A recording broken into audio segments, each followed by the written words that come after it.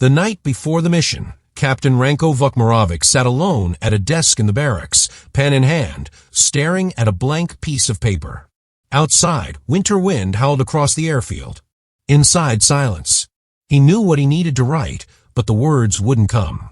How do you tell your children you're not coming home? How do you explain to a 6-year-old and a 4-year-old that daddy chose to fly into the teeth of the most advanced fighters on the planet in an aircraft designed when their grandparents were young? He started writing. Slowly at first, then faster, the words pouring out. His wife would read this tomorrow, maybe the next day. The kids wouldn't understand for years. But someday they'd know their father didn't run, didn't hide, took the mission nobody wanted because someone had to, because orders mattered, because showing the West that Serbs wouldn't be intimidated mattered more than one life. At least, that's what he told himself as he signed his name and sealed the envelope. He wasn't alone. Down the hall, other pilots were writing their own letters. Some to wives, some to parents, one to a girlfriend who didn't even know he was flying combat missions. These weren't dramatic, movie-style goodbye letters. They were awkward, stilted, full of the things men say when they don't know how to say, "I love you," and "I'm scared" in the same breath. They wrote about practical things. Bank accounts, where important documents were kept. Instructions for the car that needed repairs. The mundane details of lives about to end. Zlatan Kranalic, the youngest pilot at just 26, didn't write anything. He told himself it was because he'd make it back. He told himself the Americans wouldn't really shoot. They'd done a dozen intercepts before, and every time it ended with warnings and finger-wagging. This would be the same. Had to be. He spent the night checking and rechecking his flight gear, hands moving on autopilot, mind refusing to process what morning would bring. Some men face death by acknowledging it. Others survive by pretending it isn't there. The mission briefing had been brutally honest. 6 aircraft. Target, Novi Travnik Weapons Factory. Approach, low altitude to avoid radar. Strike, visual bombing run with unguided munitions. Extraction, high-speed egress back to friendly territory. NATO response, expected. F-16 intercept probable. Survival rate, not discussed, but everyone in the room could do the math. The Soko J-21 Jastreb versus the F-16 Fighting Falcon wasn't a fight. It was an execution waiting to happen. But here's what the history books often miss. They knew. Every single pilot in that briefing room understood they were being sent to die. This wasn't some miscalculation or intelligence failure. Command knew exactly what they were doing. The mission objective wasn't really about destroying a factory that could be rebuilt in weeks. It was about sending a message. About showing NATO that no-fly zones and ultimatums wouldn't stop Bosnian Serb operations. About proving to their own people that leadership hadn't surrendered to Western pressure. 6 men, 6 aircraft, 6 lives traded for a political statement. And they volunteered anyway. That's the part that haunts anyone who studies this incident. Nobody was forced into that cockpit. Every pilot could have declined, claimed mechanical issues, reported sick. In the chaos of the Bosnian War, one mission wouldn't make or break any military career. But they went. Whether from duty, honor, peer pressure, nationalism, or some combination of all 4, they climbed into those jets knowing the odds were overwhelmingly against coming home. Vukmirovic finished his letter, placed it in his locker with instructions for it to be delivered if he didn't return. Then he lay down on his bunk, still in his flight suit, and stared at the ceiling until dawn. Sleep never came. Across the base, 5 other pilots were doing the same. Waiting for sunrise. Waiting for the mission they'd volunteered for. Waiting to find out if their last night on Earth would be followed by a last day. At Aviano Air Base in Italy, American pilots Captain Robert Wright and Captain Stephen Allen had no idea their names would be carved into history books the next day. They were flying another routine patrol over Bosnia, the kind they'd flown dozens of times. Boring circles in the sky, watching for violations, escorting the occasional UN transport. Wright was frustrated with the rules of engagement that let Serbian aircraft violate the no-fly zone with impunity. They'd intercept, warn, watch them scatter, repeat. Cat and mouse with no teeth. But orders were orders, and politicians made those decisions, not fighter pilots. Neither side knew it yet, but February 28, 1994 would be the day everything changed. The day NATO fired its first shots in anger. The day the no-fly zone went from suggestion to enforcement. The day 6 volunteers discovered whether courage could overcome technology.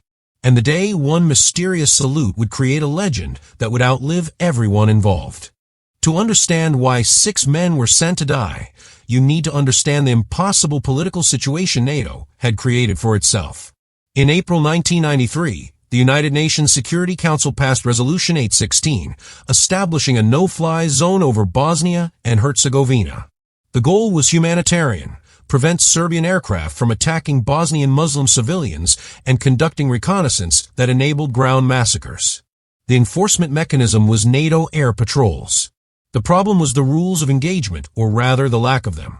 For almost a year, NATO F-15s and F-16s had been flying over Bosnia, watching Serbian aircraft violate the zone with increasing boldness. The pattern was predictable. Serbian jet takes off. NATO radar tracks it. Fighters intercept. Warnings issued. Serbian jet lands. Repeat daily. No shots fired. No consequences. Just expensive aerial theater that accomplished nothing. NATO looked weak. The UN looked toothless. And Bosnian Serb leadership learned they could ignore international law without repercussions. Behind closed doors, the debate was vicious. American military commanders wanted authorization to engage violators with lethal force. European political leaders worried about escalation, about Russian reaction, about being drawn deeper into a Balkans quagmire that had already consumed Yugoslavia. UN bureaucrats argued over legal interpretations of what enforcement meant. Could you shoot down an aircraft for simply being in the zone? What if it wasn't conducting offensive operations? What constituted imminent threat? The lawyers talked while Serbian planes flew. Russia was the elephant in the room.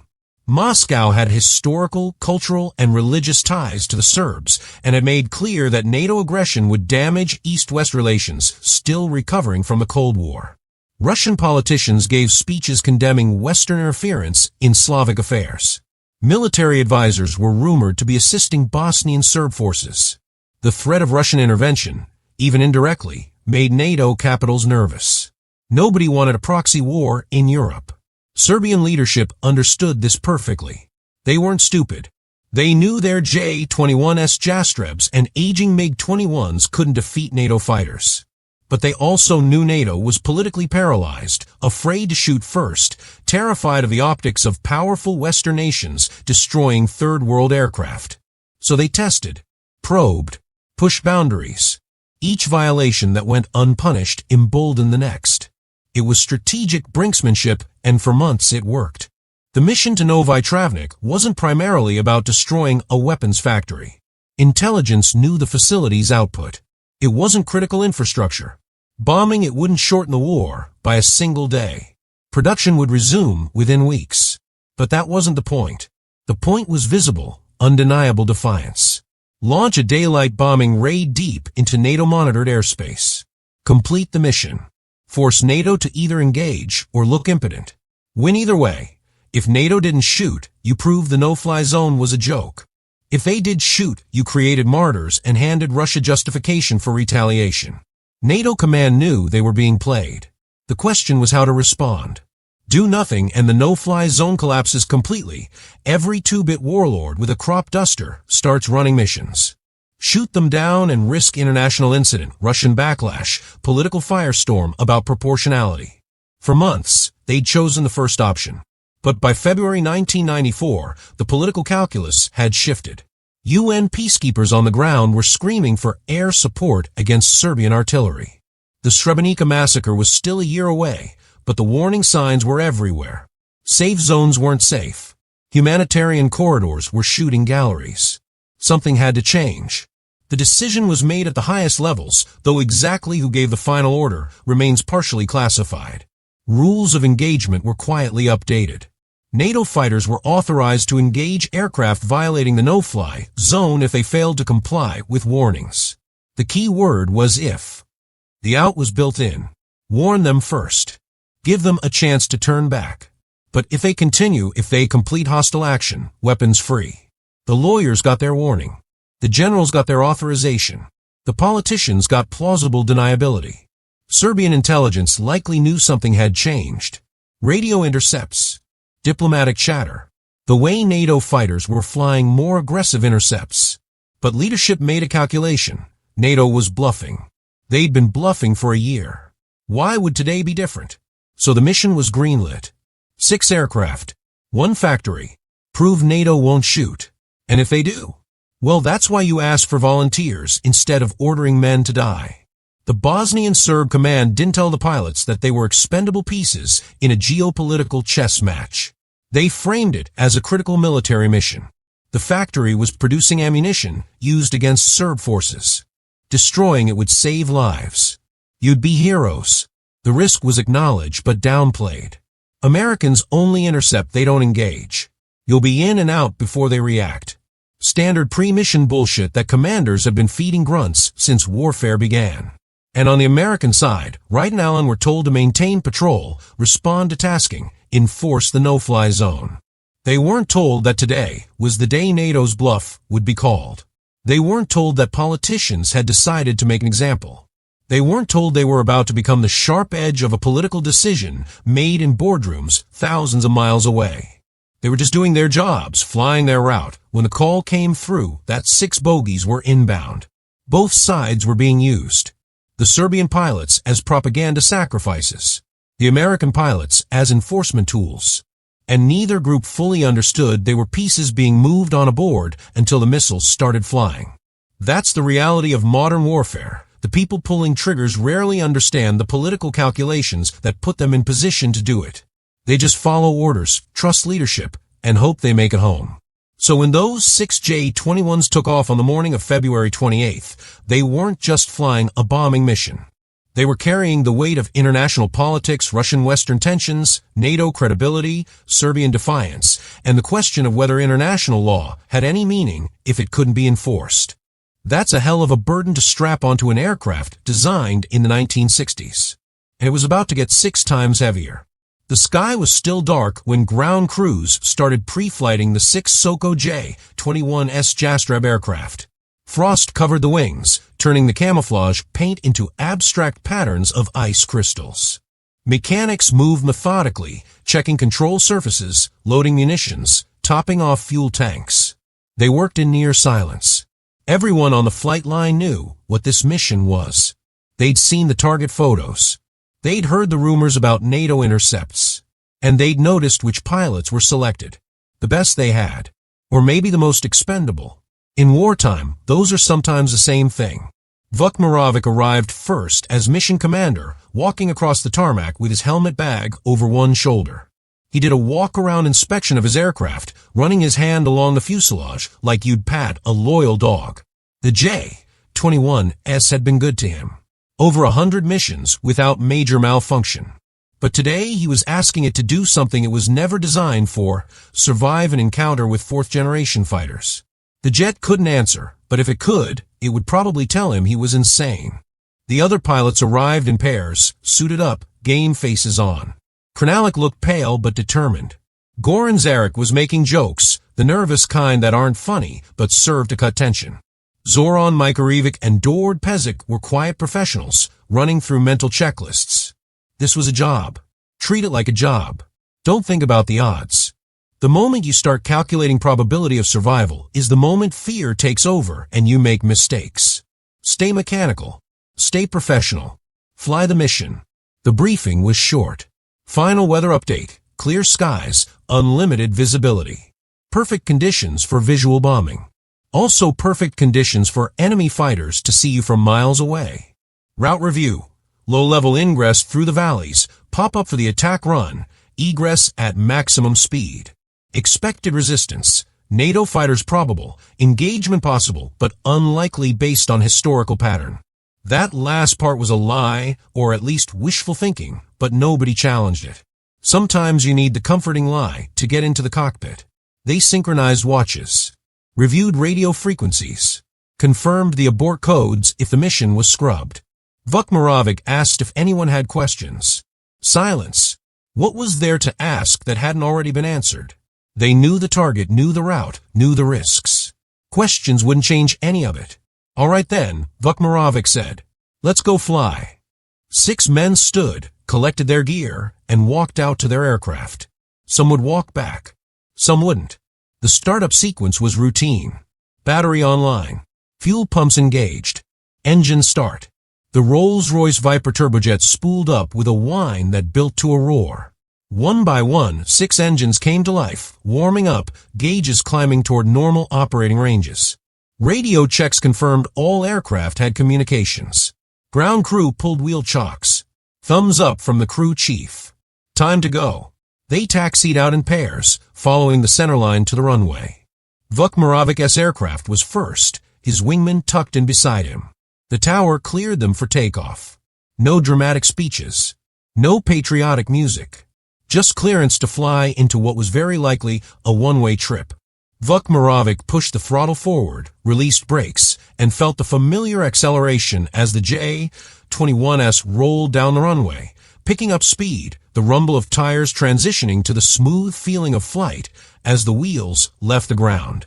Gear up, flaps up, climb to 500 feet, and then level off. Stay below radar coverage. The second pair followed, then the third. 6 aircraft in a loose trail formation, heading west toward the target, staying low over the Bosnian countryside. Farmers below might have heard them, looked up, wondered where those jets were going in such a hurry. They'd find out soon enough when the news reported what happened. Inside his cockpit, Vukmirovic flew on autopilot, literally and mentally. Hands and feet making tiny adjustments to stick and rudder, keeping altitude steady, following the terrain.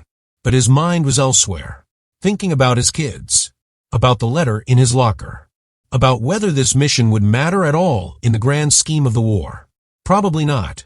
Wars are won by artillery and infantry, not by 6 obsolete jets bombing a factory that would be rebuilt. But orders were orders, and maybe that's enough. Maybe that has to be enough. Krenalik, flying in the second pair, kept checking his mirrors, scanning the sky, looking for the contrails that would mean F-16s were inbound. Nothing yet. Maybe they'd get lucky. Maybe NATO wouldn't react in time. Maybe they'd complete the mission and get home and laugh about it over drinks tonight. Maybes are what you cling to when certainty means death. 50 miles to the west, at Aviano Air Base in Italy, Captain Robert Wright was going through his own pre-flight routine. The alert came through just as he was finishing breakfast. 6 bogies inbound toward Novi Travnik. Possible no-fly zone violation. Get airborne, intercept, assess. Standard tasking. He grabbed his gear and headed for his F-16, where crew chiefs already had the aircraft ready. Captain Stephen Allen was doing the same at the adjacent hangar. They'd flown together enough to not need lengthy coordination. They knew their roles. Wright's F-16 was a thing of beauty. Sleek, powerful, loaded with AM-120 AMRAAM and AM-9 Sidewinder missiles.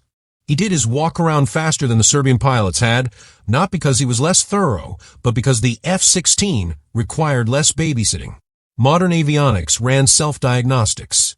Systems that would need manual checking on a J-21S reported their own status. Green across the board. Ready to fly. Ready to fight. They were airborne within minutes, climbing fast, afterburners pushing them through 20,000 feet, while the Serbian jets were still hugging terrain at 500. The F-16s leveled off, throttled back to cruise, and started their intercept course. NATO AWACS radar was feeding them constant updates. 6 targets, heading 270, speed 350 knots, altitude 500 feet. The Americans had every advantage: altitude, speed, sensors, weapons range. This wouldn't be a fight. It would be a cleanup operation. But Wright didn't know that yet. Didn't know the rules had changed. Thought this was another intercept and warn mission. Show the flag, scare them off, back to base for lunch. He was running through the standard playbook in his mind, close to visual range, get positive identification, radio warning on guard frequency, watch them scatter. He'd done it a dozen times. No reason to think today would be different. The 2 formations were converging. Serbian jets low and slow, American jets high and fast. 50 miles apart. Then 40. Then 30. The Serbs didn't have radar, so they had no idea the F-16s were coming until visual range.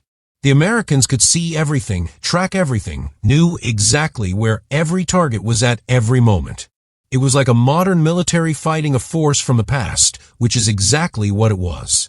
At 20 miles, the Serbian jets popped up to 2,000 feet to begin their attack run. They had no choice. Can't bomb a target you can't see, and optical sights require line of sight. The moment they climbed, they lit up every NATO radar within 100 miles. AWACS called it immediately. Targets ascending, now at Angels 2, speed unchanged. Wright acknowledged and adjusted his intercept vector. Almost time for visual contact. Vukmirovic saw his target. The factory was right where the briefing photos showed. He armed his bombs, flipped the master arm switch, positioned his aircraft for the attack run. His 5 wingmen did the same, spreading into bombing formation. Just a few more seconds, and they'd release. Complete the mission. Then worry about getting home. That's when his wingman's voice crackled over the radio. American aircraft ahead of you. And everything that had been theoretical became very, very real. The moment the Serbian jets climbed to attack altitude, the technological mismatch went from theoretical to lethal.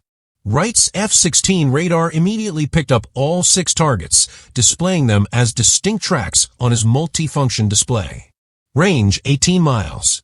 Altitude 6,500 feet and climbing. Speed 420 knots. The targeting computer automatically prioritized threats, calculated intercept vectors, and displayed weapons employment options. All Wright had to do was select and fire. The jet was designed to make killing efficient. The J-21's pilots had nothing comparable. No radar warning receiver to tell them they were being tracked. No electronic warfare suite to jam or deceive incoming missiles.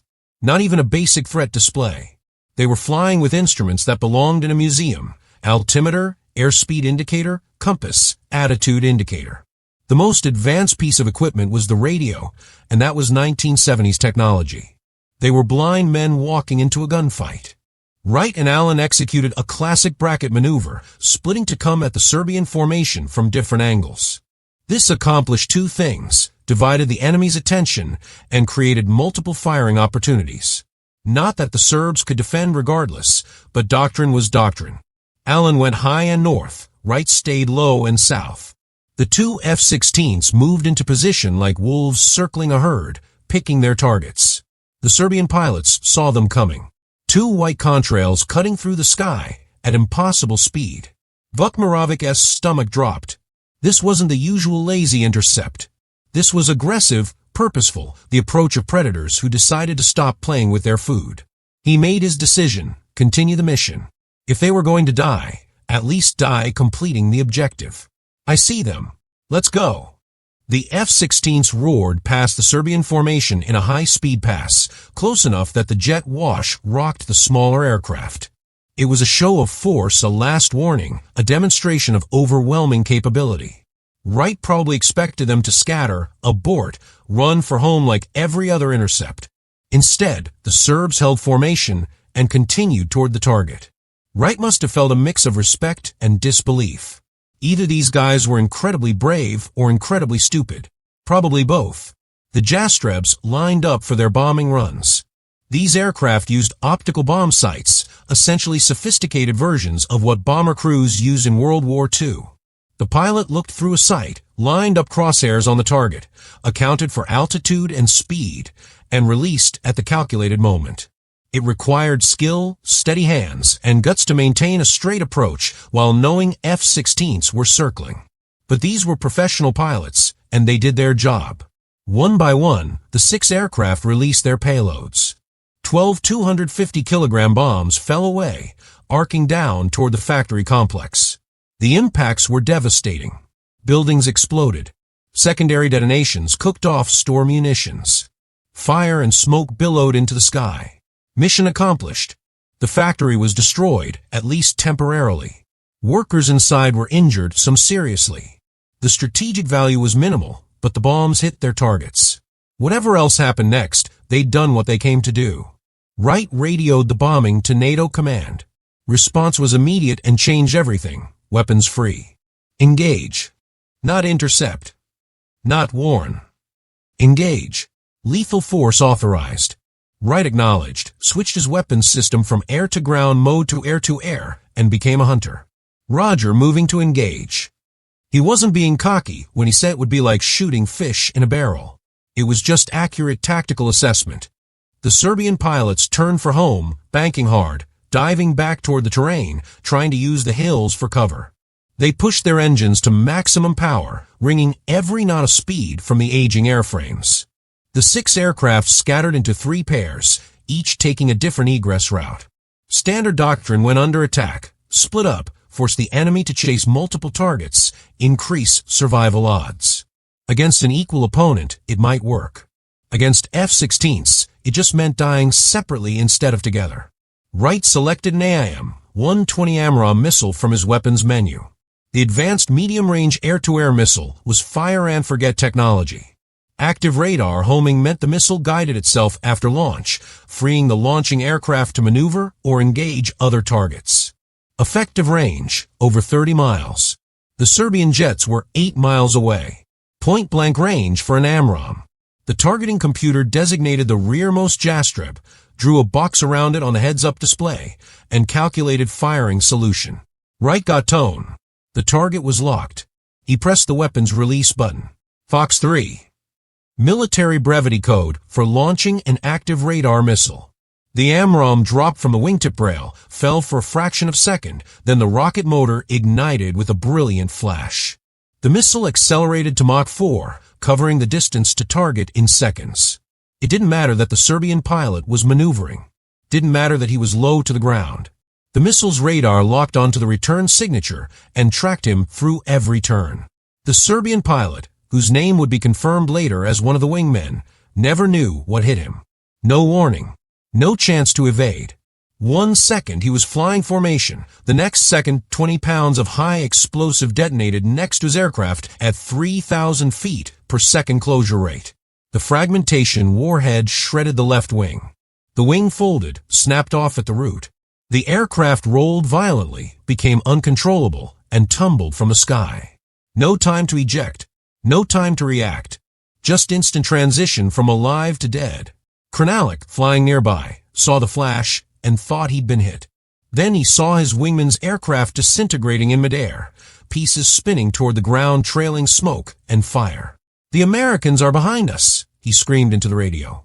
Vukmirovic's response was immediate. Scatter. Run.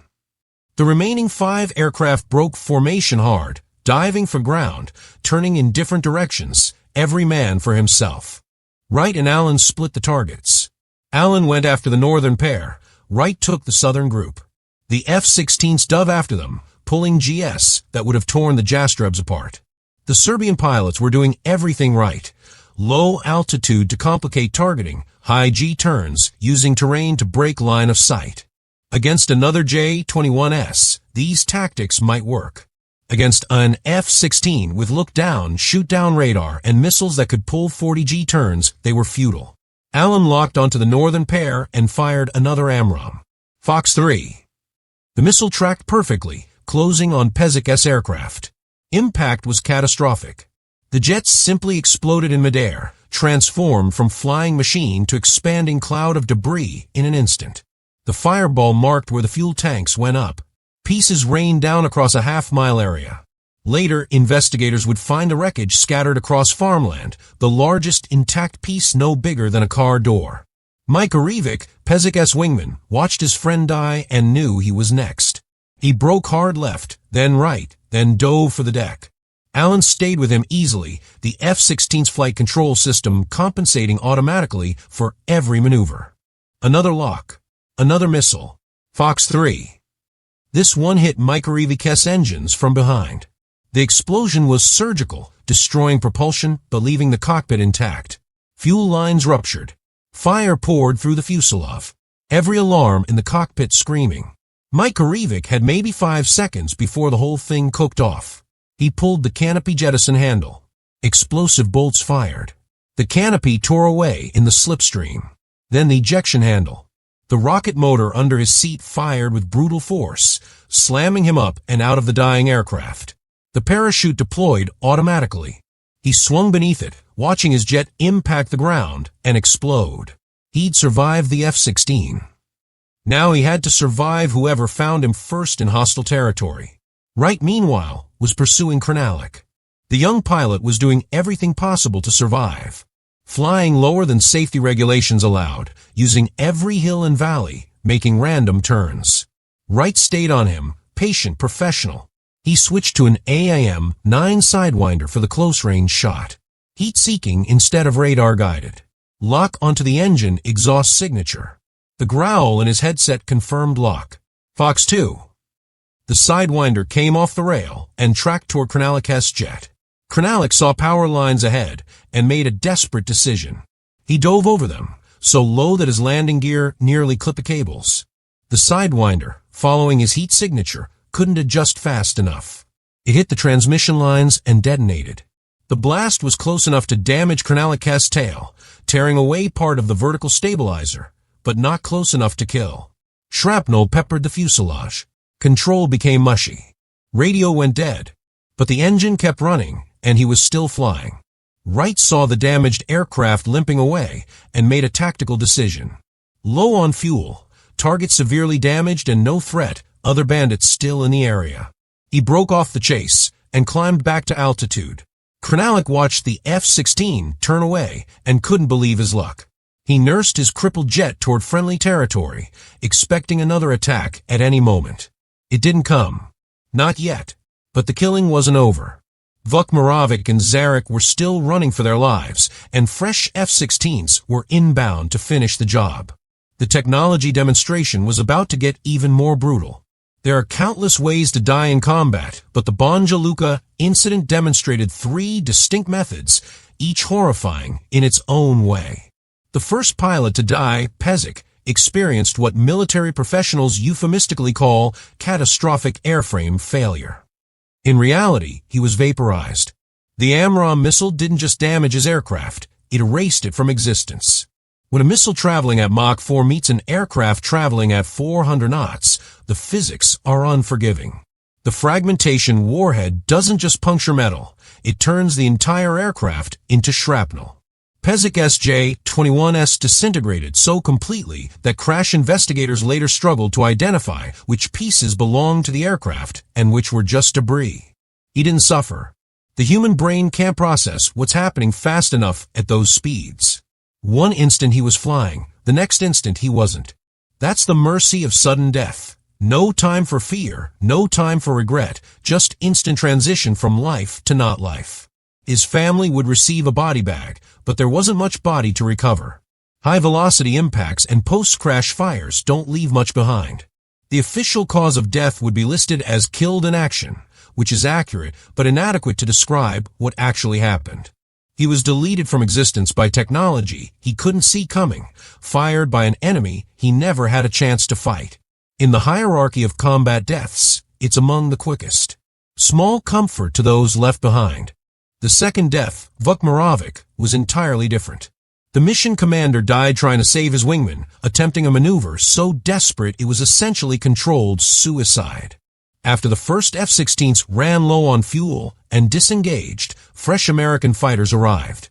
Vukmirovic and Zarek thought they'd survived. Then they looked up and saw 2 more F-16s diving toward them. The hope that had started to build died instantly. Vukmirovic made a command decision. He couldn't outrun them, couldn't outfight them. But maybe, just maybe, he could trick them. The plan was insane. Fly straight at a cliff face at maximum speed, pull up at the absolute last possible second, hope the Americans couldn't react in time, and crashed into the rock. It violated every safety protocol, every survival instinct. But when the alternative is certain death from a missile, maybe trying for a 1% chance is rational. "Follow me," he radioed to Zarek. The cliff grew larger in his windscreen. Closer. He could see individual rocks, bushes, the texture of the stone. Every nerve in his body was screaming to pull up now, but he held steady. Wait for the last possible instant. Make it so close that the trailing F-16s couldn't duplicate it. Pull up. He hauled back on the stick with every ounce of strength. The J-21 tried to respond. The nose came up. G-forces crushed him into his seat. But he'd waited too long. The belly of the aircraft clipped the ground. At 400 knots, even a glancing touch is catastrophic. The landing gear ripped off instantly. The fuselage split open. fuel sprayed and ignited. The jet cartwheeled across the cliff base, tumbling end over end, each impact breaking it further apart. Vukmirovic died the moment he hit the ground. The impact forces were measured in hundreds of GS, enough to turn a human body into something unrecognizable. He might have had a fraction of a second of awareness, enough time to know the maneuver failed, not enough time to feel pain. The aircraft exploded against the rocks, the fireball consuming what was left. There was no ejection, no parachute, no last-minute miracle. Just a man who made a desperate gamble and lost. What makes his death particularly tragic is that it was unnecessary. The F-16s could have pulled up easily. They were designed to handle high-G maneuvers, had flight control systems that could compensate for anything. The cliff that killed Vukmirovic was barely an obstacle for them. They burst through the smoke and continued pursuit of Zarek without even slowing down. The sacrifice accomplished nothing except adding another name to the casualty list. And then there was Zarek, who died the way every pilot has nightmares about. He survived Vukmirovic's death, cleared the cliff, thought maybe the sacrifice had bought him time. Then a sidewinder hit his tail section. The aircraft broke apart, became uncontrollable, spiraled toward the ground. He ejected. The canopy separated, the seat fired, the rocket motor threw him clear. Everything worked exactly as designed, but he was only 200 feet above the ground. Ejection seats are designed for low-altitude escapes, but there are limits. The parachute deployed, started to open, the canopy beginning to blossom. If he had another 2 seconds, he would have lived. But he didn't have 2 seconds. He hit the ground while the parachute was still in the process of inflating, traveling at terminal velocity minus whatever the partially deployed chute had managed to slow. The impact killed him instantly, but here's the nightmare part. He knew it was coming. From the moment he pulled the ejection handle to the moment he hit the ground was probably 3 to 4 seconds. Enough time to feel the seat fire. Enough time to feel the parachute start to deploy. Enough time to look down and see the ground rushing up and realize the chute isn't going to open in time. Enough time to know he was about to die and being completely unable to do anything about it. Witnesses on the ground reported that he landed in the fireball of his own crash jet. The wreckage was burning, fuel and ammunition cooking off, and he fell directly into it. Whether he was dead before he landed in the fire or died in the flames is a question investigators couldn't answer and probably doesn't matter. Either way, it's a horrific end. Better than being captured and tortured, maybe. Worse than dying instantly like Pezic. Combat death isn't equal. Some ways are worse than others. 3 pilots, 3 deaths, 3 different experiences of the same final outcome. Pezic never knew what happened. Vukmirovic had a second of awareness before impact. Zarek had several seconds of knowing exactly what was coming and being helpless to prevent it. In some ways, the instant deaths were merciful. In other ways, having no time to prepare, no chance to accept what's happening, might be worse. Philosophers and soldiers have debated it for centuries. There's no good answer. What's undeniable is that all 3 died because of a technological mismatch that made the outcome inevitable from the moment they took off. Brave pilots, obsolete aircraft, modern missiles. The math was never in their favor. They knew it, flew anyway, and paid the price. Whether that makes them heroes or victims depends on perspective. Probably both. War doesn't allow for simple categories. While 3 pilots died, 3 survived, but their fates were radically different. Mikurivic's successful ejection saved his life, but delivered him into a different kind of hell. He landed in territory controlled by Bosnian Muslims, the same people his forces had been fighting for years. He hit the ground hard, tangled in his parachute, and saw locals running toward him. Not friendly locals. Angry locals who just watched Serbian jets bomb nearby. He managed to free himself from a chute and tried to run, but where do you run when you're in a flight suit in the middle of hostile territory? He was captured within minutes. Rough hands grabbed him, dragged him to the ground, searched him. He expected to be killed on the spot. Summary execution of captured pilots wasn't uncommon in the Balkans. But these particular locals apparently decided he was worth more alive. They turned him over to Bosnian government forces, who transferred him to a POW facility. For the next 8 months, Mikurivic lived in conditions that violated every Geneva Convention provision about treatment of prisoners. Overcrowded cells, Minimal food. No medical care. Interrogations that crossed the line into torture. He wasn't a source of valuable intelligence. A fighter pilot knows about his own missions, not strategic planning, but that didn't stop interrogators from trying. Every day was about survival. Every night was about trying not to think about the fact that he might never get out. He was eventually released in a prisoner exchange, part of one of the periodic swaps that happened when the war reached temporary stalemates. He walked out of captivity 30 pounds lighter, with scars physical and psychological that would never fully heal. In interviews years later, he spoke about his time as a POW with the practiced detachment of someone who survived trauma by emotionally disconnecting from it. The worst part, he said, wasn't the physical hardship. It was the not knowing. Not knowing if he'd be released. Not knowing if his family knew he was alive. Not knowing if tomorrow would be the day his captors decided he was more trouble than he was worth. The second surviving pilot, whose identity remains partially classified in some documents, ejected successfully over Serb-controlled territory. His experience was completely different. Friendly forces recovered him within hours. He was treated for minor injuries, debriefed, and returned to his unit within days. Same ejection outcome, completely different result based purely on where he landed. Geography as destiny. This pilot's story is less documented because he didn't become a POW, didn't die, didn't receive the salute. He's a footnote in most accounts of the incident. But his survival raises interesting questions. Did skill play a role in where he ejected, or was it pure luck? Did he intentionally steer his damaged aircraft toward friendly territory before punching out, or did it just happen that way? The official record doesn't say, but experienced pilots know that even in an emergency, you're making decisions about where to put the aircraft. If you have time, you aim for friendly territory. Maybe he had time. Maybe he didn't. Either way, he lived to fly another day.